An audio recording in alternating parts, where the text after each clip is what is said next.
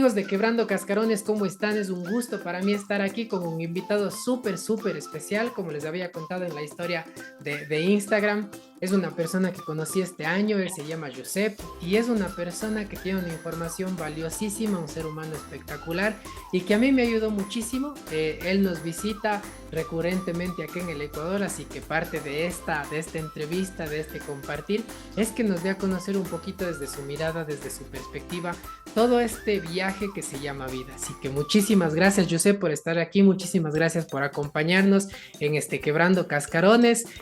Quisiera que te presentes un poquito para que la gente te conozca y bueno, pues empezar con todo este hermoso tema que vamos a conversar el día de hoy. Muy bien, Juanjo, gracias a ustedes por la invitación, Quebrando Cascarones. Excelente poder participar y siempre compartir o aportar algo. Mi nombre es Josep Soler y es difícil a veces para mí incluso definirme o definir lo que hago. Una manera fácil para mí o precisa de definirme es que tengo una especie de don, el don de ver los hilos invisibles, es decir, cómo creamos la realidad, cómo se refleja también cómo vivimos, lo que ocurre se refleja en nuestro cuerpo, en nuestra vida. En lugar de prestar atención al evento, es como si hubiera una marioneta en el escenario. Estamos viendo una marioneta. Y eso es lo que sucede en tu vida y uno cree que eso es la realidad, ¿sí?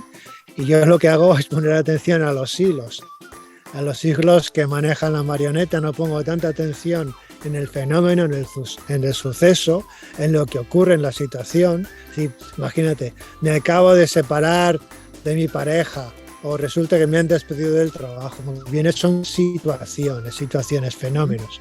No pongo tanto atención ahí, sino en los hilos invisibles que mueven esa situación. La mano, ¿cuál es la mano? El propósito que mueve los hilos. Aquí sí, siempre en lo que ocurre hay unos hilos invisibles, que es el proceso creativo, y también hay una mano que los mueve, y ese es el propósito, el sentido por el cual suceden las cosas. Así que a eso es a lo que me dedico, aparte de, bueno, se me considera escritor, conferenciante internacional.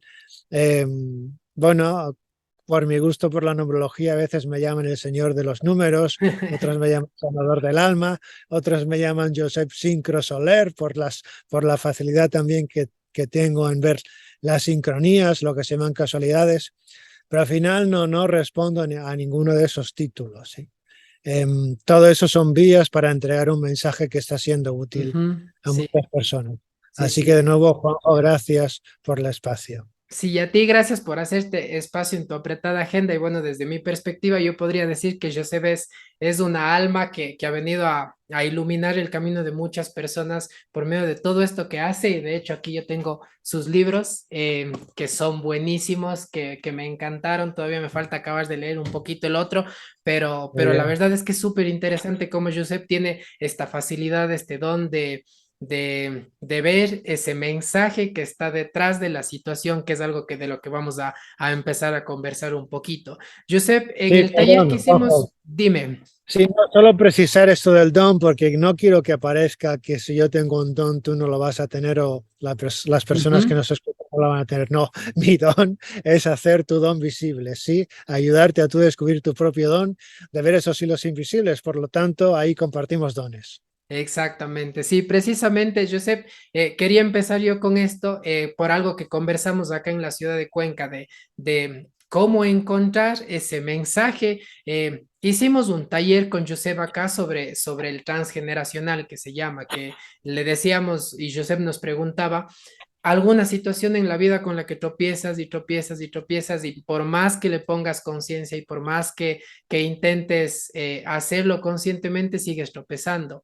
Y es ese mensaje el que Josep nos está ayudando a descubrir. Josep, explícanos un poquito de dónde viene ese mensaje y cómo es que se distorsiona. Bien, para entender bien, es decir, a las personas en general a veces les cuesta hacerse la idea de que cosas que han vivido nuestros antepasados tengan efecto en nuestra vida. Quiero decir, parece que lo que le pasó a mi madre o a mi padre o a mis abuelos, bueno, les pasó a ellos y no Ujú. tiene que ver conmigo. Sin embargo, mm, es sorprendente darse cuenta de que muchos de nuestros comportamientos inconscientes, es decir, cómo pensamos, cómo actuamos, cómo vivimos una situación, son un reflejo de la información del sistema familiar, a los ancestros, al linaje transgeneracional, le llamamos también sistema familiar. Entonces, ¿cómo somos uno con nuestro sistema familiar y tanto nos atascamos como evolucionamos juntos? También quiere decir que tu evolución no depende de la evolución de tus otros miembros. Lo digo al revés, cuando tú evolucionas, evolucionas para ti y para todos. Ujú. Pero para poder entender un poco mejor cómo es que estamos vinculados o en resonancia con situaciones que han vivido distintos miembros, lo que podemos hacer para hacerlo más entendible es explicar, pues desde el momento de la concepción, empezamos a registrar todo lo que vivimos. Registramos todo lo que vemos, todo lo que olemos, todo lo que saboreamos, todo lo que tocamos, todo lo que sentimos. Todo eso estamos registrando en ese disco duro desde el mismo inicio hasta el momento presente. Así que estamos hablando de la información que está en el inconsciente, porque claro, yo no puedo ser consciente de toda esa cantidad de información. Y hay otro fenómeno, y es que la parte de mí que recuerda está realmente activa a partir de los 6, 7. Entonces ni siquiera tengo la capacidad de recordarlo. Sin embargo, esa información está en mi cuerpo. Así que en un primer nivel podemos decir que cómo reacciona ante una situación se relaciona con esos registros. También les puedo llamar aprendizajes, creencias, formas de ver la vida. Es decir, si yo en mi infancia viví una situación de escasez, quizás soy el cuarto hermano, hay dificultades económicas y cuando nazco, cuando se anuncia mi concepción, mis padres, mi padre, mi madre, alguno piensa que quizá no habrá suficiente para todos porque en ese momento puntual hay una dificultad económica. Ese miedo al futuro o miedo a la escasez del que yo no soy consciente porque ni siquiera tengo la capacidad de pensar cuándo ocurre, sino que ocurre en una etapa de mi vida muy temprana, estoy diciendo que ese miedo, que esa sensación de escasez puede estar afectando, si no lo he integrado, va a estar afectando mi vida y mi relación con situaciones nuevas. Quiero decir que normalmente voy a tener miedo a la escasez, dificultades con generar abundancia en mi vida, todo por una percepción o por una creencia que se integró en mi vida. Fíjate que aún no hablé de transgeneracional, solo estoy poniendo un ejemplo de esa información que hemos registrado desde el mismo inicio. Exacto. Ahora, si le queremos dar entrada transnacional, se nos complica un poquito más. ¿Por qué? Porque resulta que ese disco duro no es tan blanco, está formateado. Es Ujú. decir, ese disco duro ya tiene una información. Y lo que estoy diciendo, estoy hablando de ciencia, ¿sí? No estamos hablando de especulaciones, sino Exacto. de la información genética. Ujú. En el momento de la concepción, se reúne la información genética del papá, del padre, con la información genética de la mamá. En el libro El lenguaje oral explico cómo el cuerpo humano se reúne en distintas dimensiones, desde la física, la energética, la emocional, la mental y la espiritual. Pues la información genética también está incluida en esas distintas dimensiones de distintos cuerpos. Ujú. Claro Y que sí. pues, Por dime, dime. acotar un poquito, Josep, desde la psiconeuroinmunología se llama memoria innata, ¿no? Que es lo que tú hablabas, ¿no? La reunión de células que forman nuestra personalidad o nuestra forma de comportarnos o esta forma de protegernos ante eventos aparentemente de supervivencia, ¿no? De que tienen Sí, este vínculo así con es. proteger la vida. Sí, la línea de las neurociencias, tú estás nombrando la psiconeuroinmunología, está la psiconeuroendocrinología, endocrinología. Ujú. Entonces, puestos a transmitir una información, es decir, si mis antepasados quisieran transmitir una información hacia adelante, ¿cuál sería una información clave? Porque, por ejemplo, yo puedo reconocer en mis rasgos físicos, en el color de mis ojos o Claro. mis facciones, yo puedo reconocer a mi papá, a mi mamá, a alguno de mis ancestros. Pero yo me pregunto, si la información más importante se relaciona con la sobrevivencia, ¿realmente afecta mi sobrevivencia el color de mis ojos? Exacto. ¿O, o la altura, ¿qué más da? Digo, en términos de supervivencia, si soy un poco más alto o un Ujú. poco más bajo, ¿no? Entonces, es solo para que comprendamos que aunque somos conscientes, eso es una evidencia, que tenemos características físicas de nuestros papás, de nuestros antepasados, igual de evidente debe ser que tenemos otro tipo de información, que es la que se relaciona con la sobrevivencia. ¿Qué quiero decir? Que los eventos difíciles, los eventos intensos, las dificultades que han vivido los miembros del sistema familiar, nos las transmiten como una manera de encontrar una solución a una misma situación, mecanismos de reparación y de repetición, ¿sí? Exacto, y precisamente esa era la siguiente pregunta a la que te iba, a la que íbamos a llegar.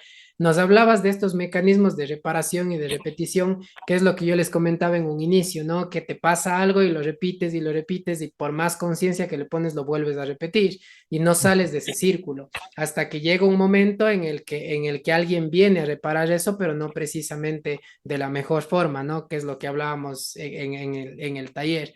Explícanos un poquito, Josep, ¿cuáles son estos mecanismos de reparación y por qué a veces no nos ¿Te viene funcionan? algún ejemplo? Te pregunto, ¿te viene algún ejemplo del taller? ¿Qué ejemplo se te quedó? Porque a veces yo puedo dar ejemplos, pero me gustan mucho más los ejemplos vivos, ¿no? Las cosas que suceden allí en el directo. Si te viene así intuitivamente alguno de los ejemplos. A ver, el ejemplo que más recuerdo es el de esta pareja que estaban casados, ¿no? Y él no se llevaba bien con su hija, con el hijo mayor de ella, de un segundo matrimonio, y era como que tenían conflicto siempre, chocaban mucho todo el tiempo. Y ella decía, tengo miedo de que algún rato se maten. Y por más que les decía y por más que ellos dos son personas trabajadas, seguían entrando en ese conflicto y ella seguía viendo esa realidad, ¿no?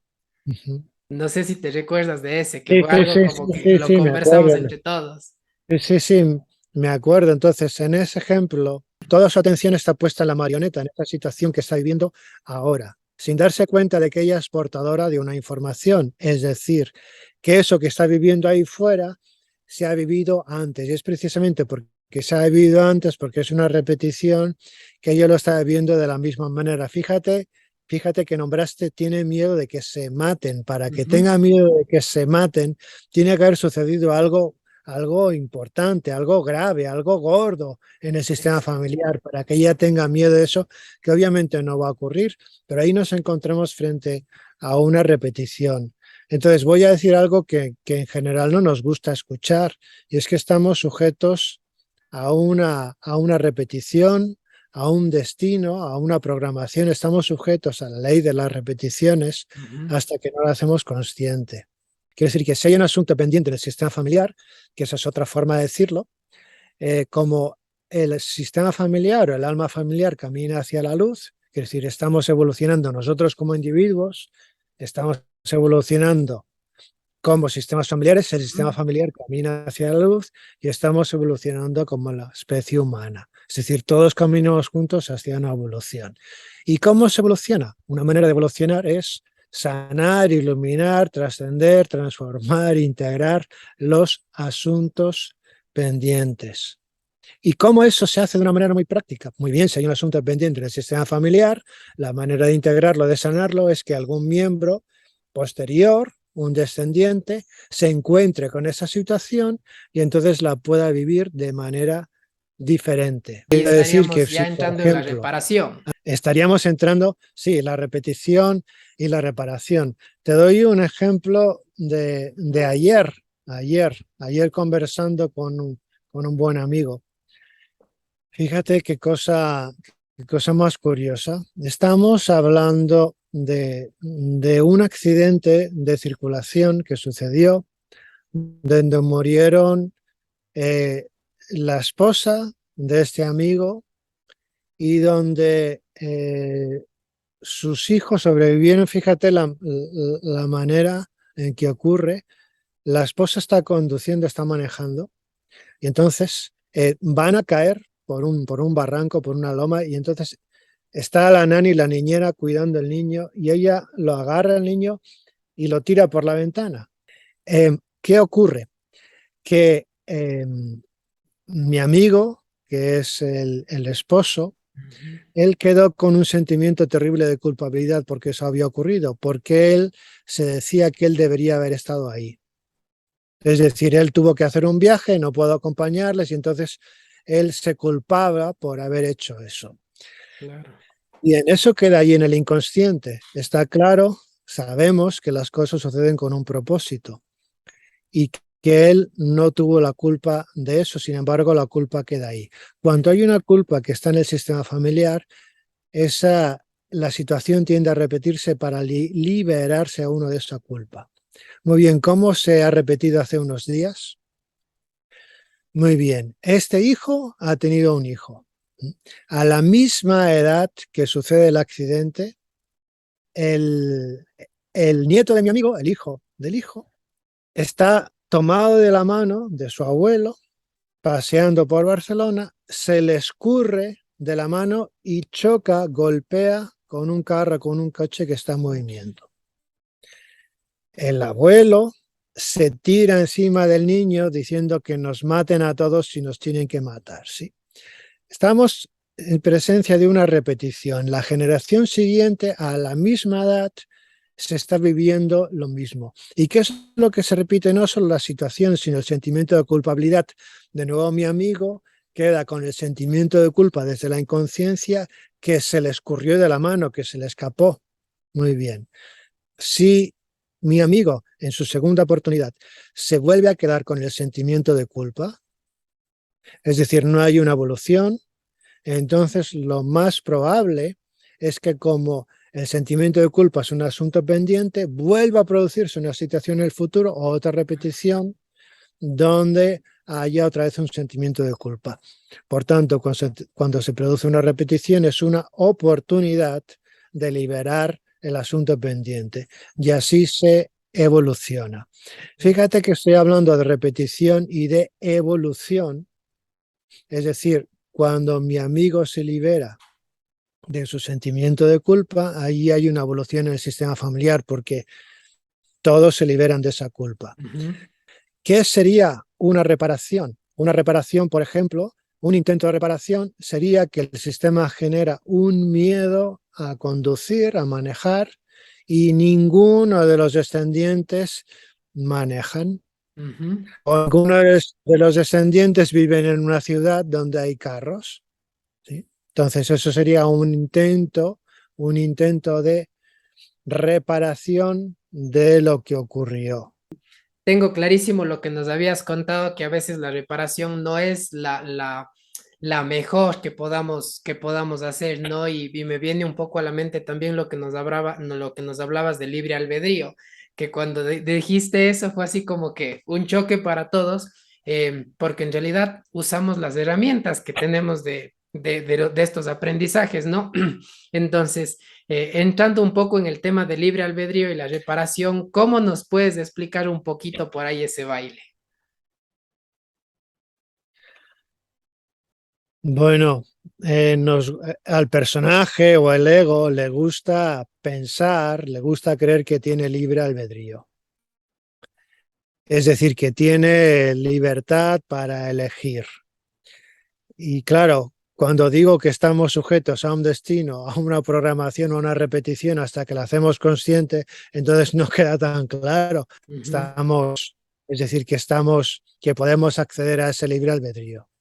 Es decir, mientras la información está pendiente, estoy sujeto a la repetición y solo puedo tener un libre albedrío eh, cuando me libero de la situación. ¿Qué quiero decir? Que si yo tengo una información o un programa de escasez, como si llevara unos lentes o unas gafas, entonces mientras yo sigo llevando los lentes de escasez, entonces no tengo más remedio, no tengo alternativa de seguir encontrándome con situaciones de escasez. Es decir,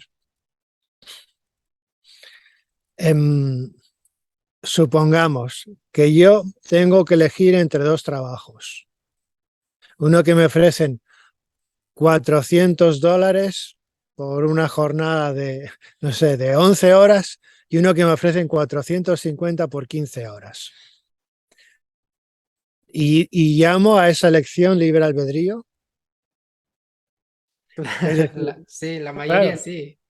el- entonces, lo que no me estoy dando cuenta es que dentro del mundo de las infinitas posibilidades, yo solo estoy viendo esas dos o solo estoy manifestando esas dos posibilidades. Pero es que de las infinitas posibilidades, solo tengo la capacidad de ver una, dos, y entonces elegir entre dos posibilidades, entre infinitas posibilidades, le voy a llamar a eso libre albedrío.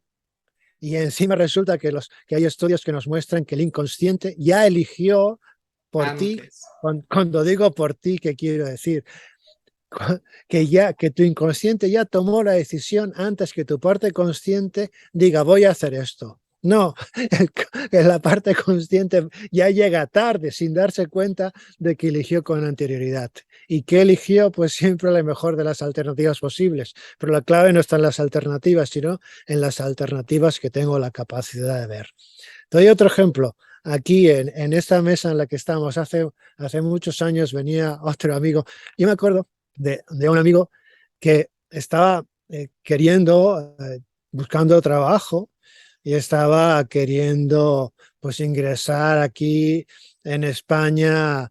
Hay algo que se le llaman los 1000 euristas, ¿no? Una generación o un grupo de personas que están ganando 1000 euros, ¿sí? 1000 euros, que es un salario, vamos a decir, relativamente bajo. ¿Sí? No llega a medio, sino bajo. ¿Sí? Es decir, una, tener acceso a una vivienda, a un alquiler, a unos pagos, pero como lo justo, lo mínimo. ¿Sí?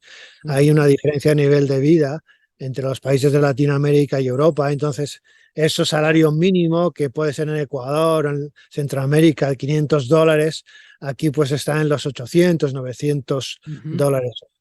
Muy bien, entonces yo le decía a mi amigo, ¿qué pasaría si te enfocas en ingresar 5.000 euros al mes?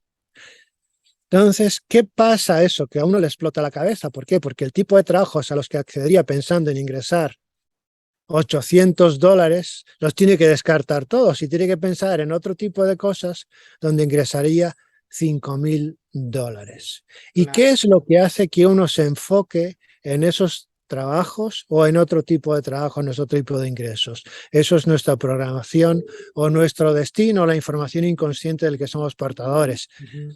Te doy otro ejemplo más, ¿sí?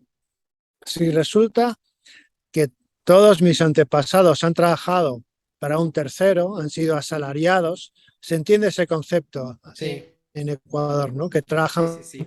Bajo dependencia se para le dice. un asalariado, se dice aquí en España, bajo dependencia. Entonces, a mí no se me va a ocurrir nunca, si todos mis antepasados han trabajado siendo dependientes, no se me va a ocurrir nunca ser emprendedor, Claro, tener mi propio negocio. Y sin embargo, si todos mis antepasados lo que han hecho ha sido trabajar por su cuenta, han tenido una tienda, un comercio, han tenido una emprendeduría, ¿sí? Entonces lo más fácil es que yo lo que haga es igual que han hecho el resto. ¿Por qué? Porque han emprendido y les ha ido bien. Y los otros, el otro sistema ha trabajado de manera dependiente y le ha ido bien. Y cuando digo le ha ido bien, no necesariamente le ha ido bien o muy bien, es que ha sobrevivido. Entonces, exacto. estoy dando ejemplos de cómo nos afecta la información que está en nuestro sistema familiar.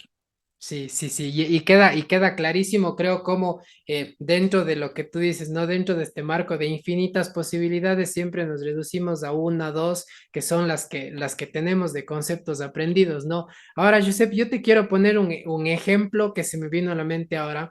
Qué sé yo, pongamos de ejemplo una pareja que se están separando, que se están divorciando, porque ella vio en su esposo unos patrones muy similares a los que tenía su papá, que era una persona que no estaba, que era una persona que maltrataba de pronto y se separan, que vendría a ser una reparación, ¿no? Porque Una si yo no quiero vivir, reparación. no quiero vivir esto y me separo. Y dentro de la evolución estaría la, la, la emoción tal vez o el sentimiento con el que me voy, porque si me voy con rabia con este hombre, tampoco es algo muy bueno, ¿no? Pero si es que de pronto encuentro ese amor propio y digo, no merezco esto, ¿estaría evolucionando o estoy equivocado? Bueno, tenemos cualquier situación, depende del zoom o de la amplitud con la que la miremos, vamos a encontrar más información otra. Tú partes de un ejemplo que está muy bien, que Ujú, es que la señora, la mujer que se separa, ha reconocido unos patrones que tenía su papá. Eso no es lo normal. ujú, Quiero decir que lo normal es que yo me separo porque no aguanto a mi esposo o a mi claro. esposa sin darme cuenta que lo que estoy haciendo es una repetición. Ujú, Entonces ya estamos hablando de cierto nivel de conciencia cuando por lo menos me doy cuenta de que lo que estoy viviendo con mi esposo, que parecía el hombre ideal, resulta que luego descubro que se comporta igual que mi papá. Es un nivel de conciencia que normalmente no está a simple vista, no está en lo visible. Ahí empezamos a ver lo no visible, ¿sí? ujú, Entonces, muy bien, vamos a ver un poco más, vamos a ampliar el ejemplo. Si su mamá no se pudo separar, y eso lo vivió también la abuela o la bisabuela, la línea femenina, tener que aguantar, vamos a llamar aguantar a determinados comportamientos del hombre, ujú. que ella se separe, eso es una reparación. ¿Por qué? Porque ninguna de las anteriores se pudo separar. Exacto. No necesariamente estamos frente a una evolución, ¿sí?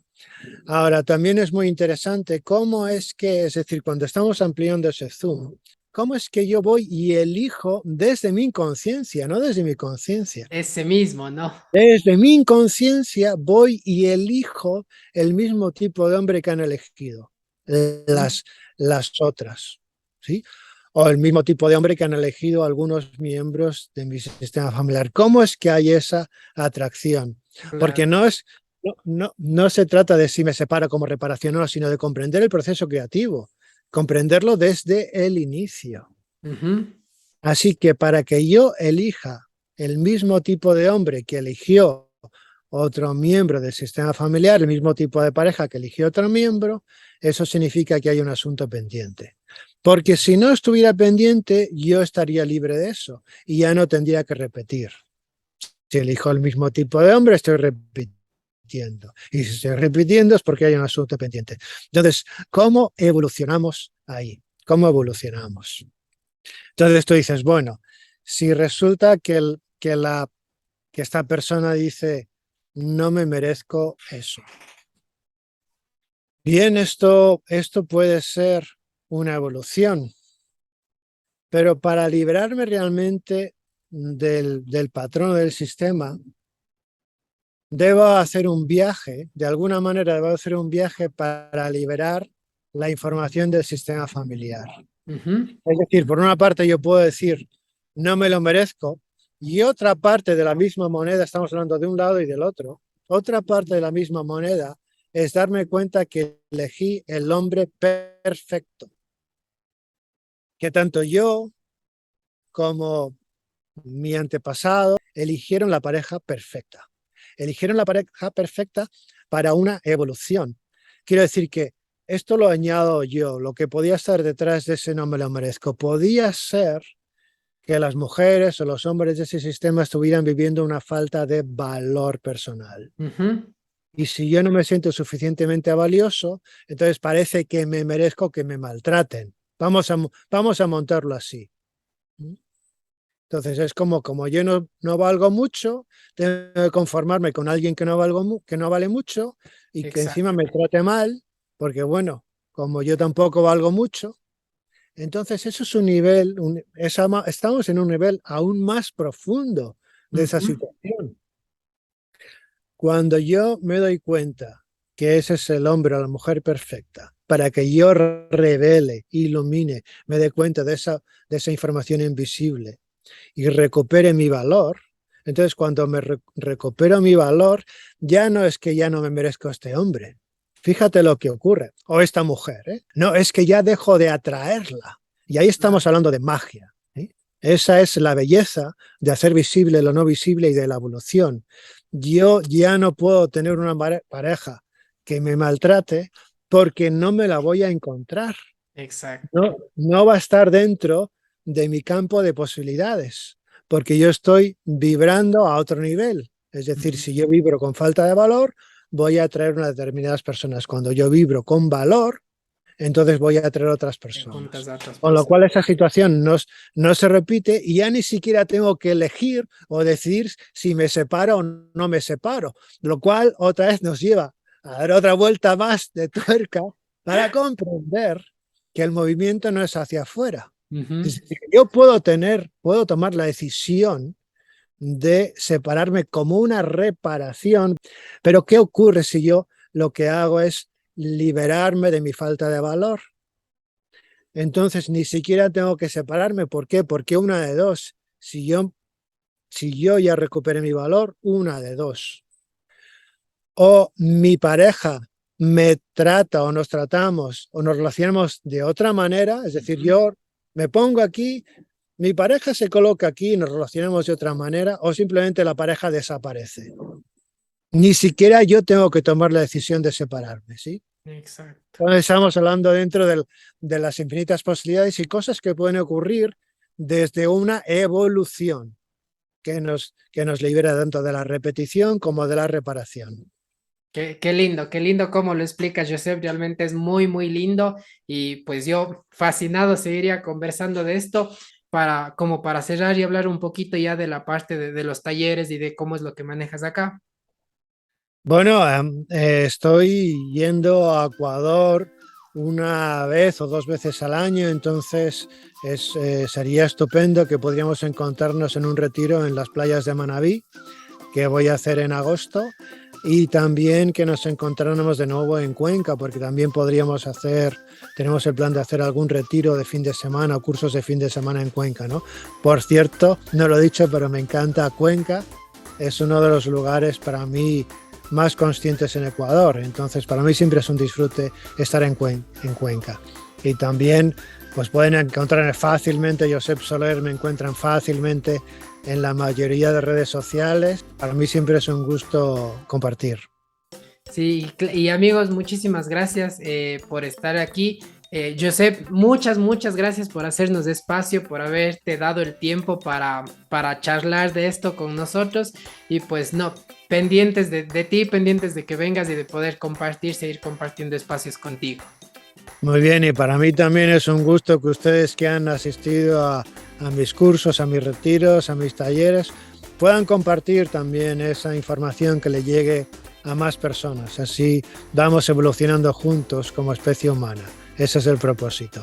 Así que gracias, Juanjo, por tu invitación y aquí estamos para lo que sea necesario.